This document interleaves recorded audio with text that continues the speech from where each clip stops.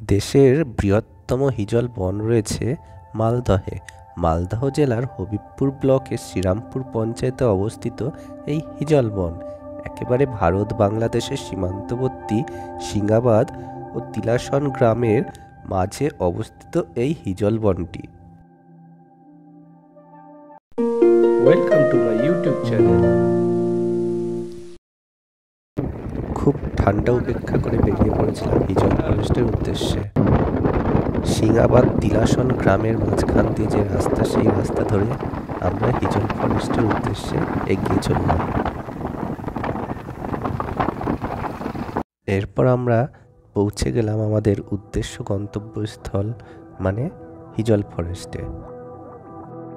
এরপরে আমরা ফরেস্টটা এদিক ওদিক ঘোরাঘুরি করে পিকনিক স্পটটা খুঁজতে লাগলাম এবং শেষে একটা জলাশয় বা বিলের পাশেই আমরা আমাদের পিকনিক করার জায়গা খুঁজে পেয়ে গেলাম। বন দপ্তরের তথ্য অনুযায়ী এটি ভারতবর্ষের বৃহত্তম হিজল বন। তবে বছরের অধিকাংশ সময় বিলের জলে ডুবে থাকে এই হিজল বনটি। ডিসেম্বর মাস থেকে জুন মাস পর্যন্ত বিলে জল থাকে না, সেই সময় হিজল বন ঘোরার উপযুক্ত সময়।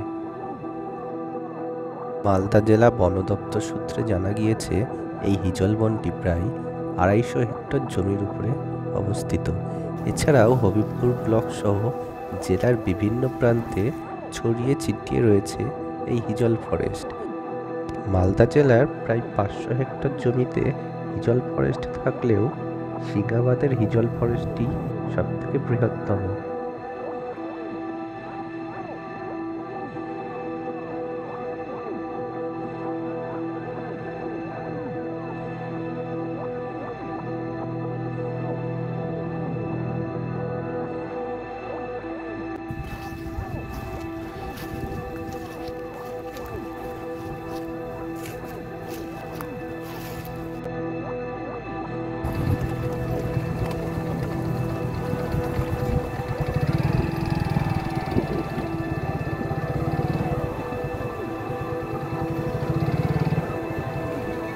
ফরেস্টের মধ্যে দিয়ে পায়ে হাঁটা রাস্তার ভেতর দিয়ে আমরা পৌঁছে গেলাম আমাদের পিকনিক স্পটটিতে।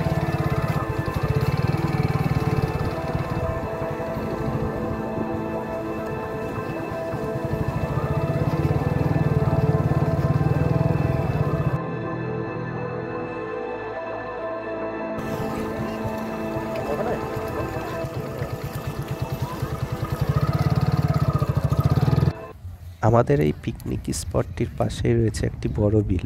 প্রতি বছর শীতের মরশুমে অনেক পরিযায়ী পাখি এখানে আসে। জেলে ভাইয়েরা মাছ ধরে সেই মাছগুলোকে জিইয়ে রাখার জন্য খুব সুন্দর একটি পদ্ধতি এখানে তৈরি করে রেখেছে।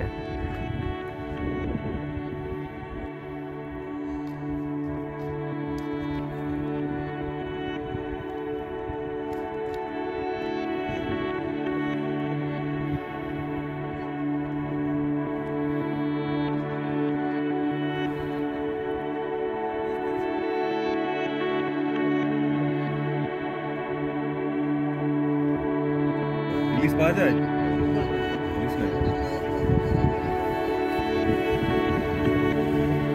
কি সুন্দর লাগছে দূর থেকে, না মনে হচ্ছে শোলা পড়ে আছে সাদা সাদা।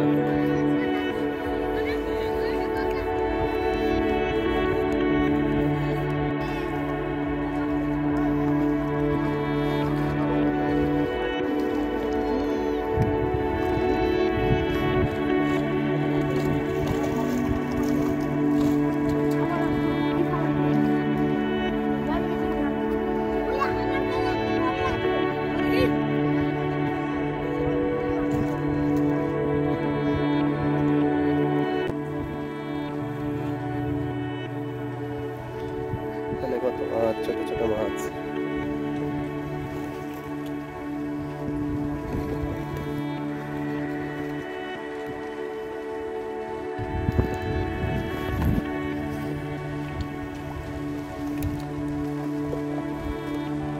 পিকনিক স্পটটির পাশের যে বিলটি রয়েছে সেই বিলটি অনেক বড়। তোমাদের দেখাই, ভালো করে একটু দেখো, দেখলেই বুঝতে পারবে অনেকটাই বড়।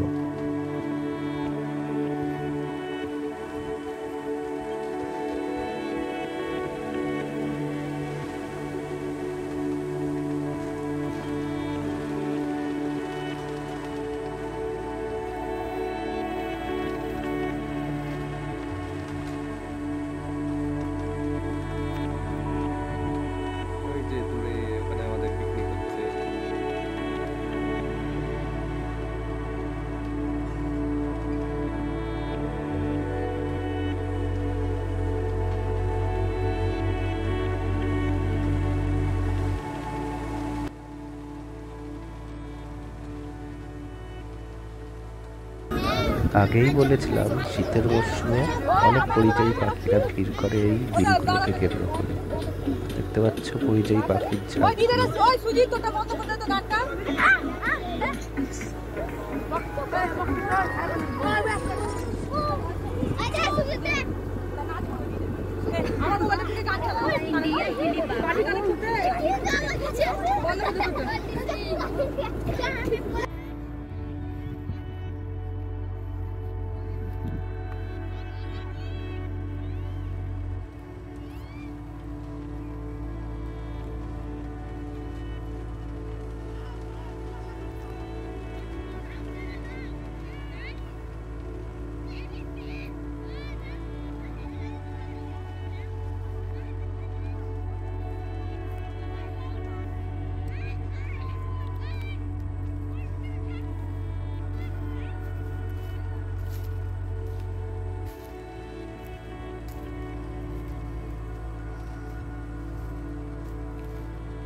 প্রাকৃতিকভাবে সৃষ্ট এই বিশাল বড়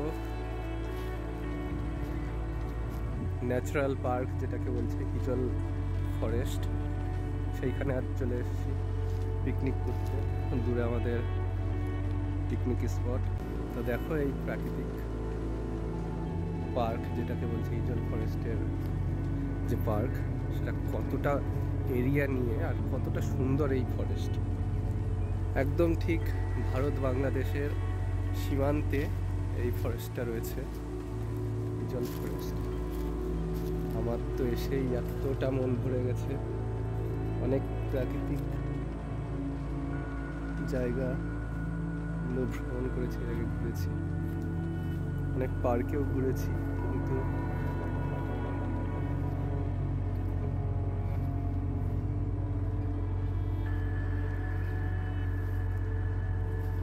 আজ এখানে এসে মন একদম ভরে গেছে।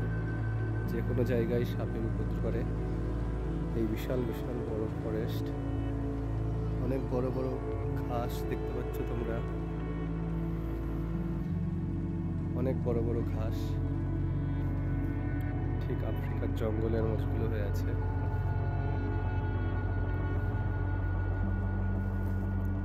এই ঘাসের মধ্যে যে কোনো ধরনের বন্য প্রাণী অনায়াসে লুকিয়ে থাকতে পারে। ঘাসগুলো এত বড় হয়ে নুয়ে পড়েছে, আশা করি দেখলে বুঝতে পারবে কতটা বড় লম্বাই।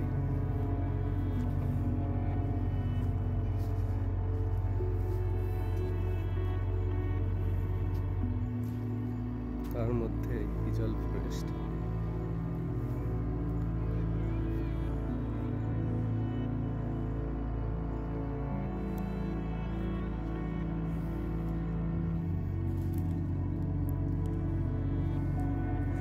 এগুলো সারা বছরই কম বেশি জলে ডুবে থাকে, বলতে গেলে সোয়াম্প ফরেস্ট বলা যেতে পারে।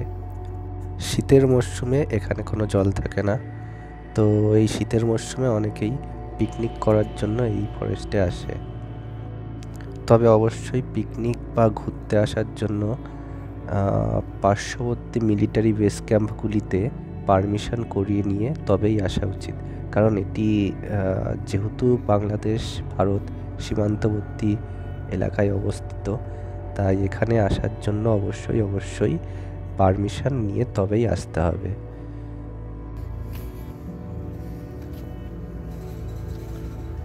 বিশাল বড় বড় ফরেস্ট, ফরেস্টের মধ্যে বিশাল বড় বড় গাছ তোমরা দেখতে পাচ্ছ, ইউক্যালিপটাসের গাছ রয়েছে।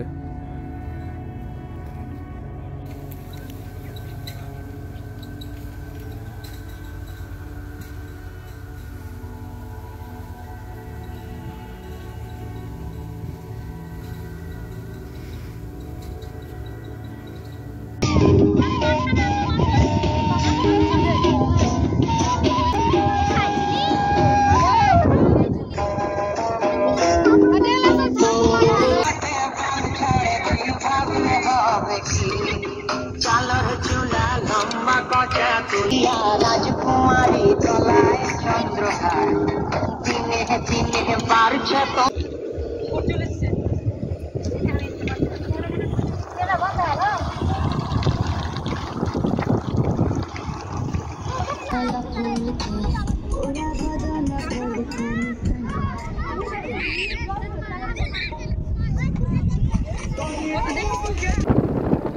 এরপর আমরা পিকনিক কমপ্লিট করে আমরা আবার ফিরে যাচ্ছি।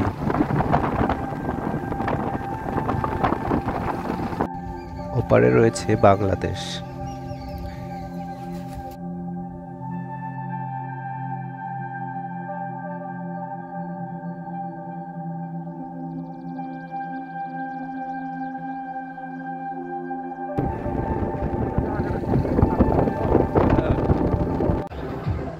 ওখানে পিকনিক করে এসে আমি আমার গ্রামের উদ্দেশ্যে গেলাম। সেখানে গিয়ে দেখি সেখানেও পিকনিক।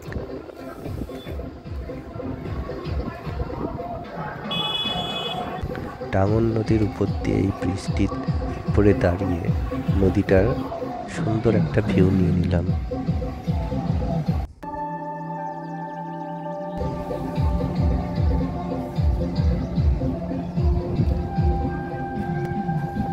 নিচে বাঁধা রয়েছে সুন্দর সুন্দর নৌকাগুলো, আর জেলেরা মাছ ধরছে।